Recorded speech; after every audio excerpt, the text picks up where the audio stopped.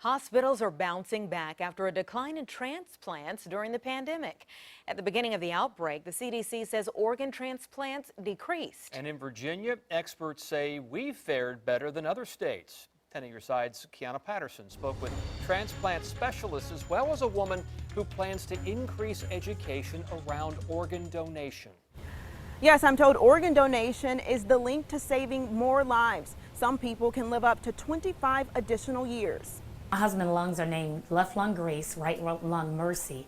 The gift of life. That's how Quetta Brown Fletcher describes the lungs matched with her husband. I saw this man that was struggling to breathe, who could finally breathe, and it was so surreal.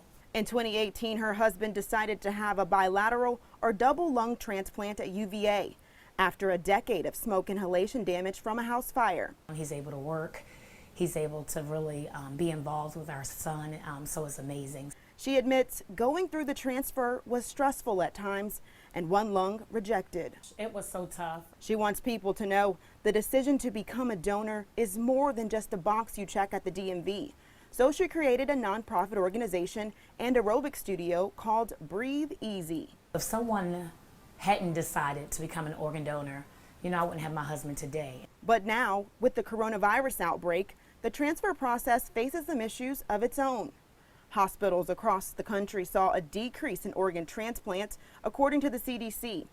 Doug Wilson with NetLife says every area has been impacted differently based on their circumstances.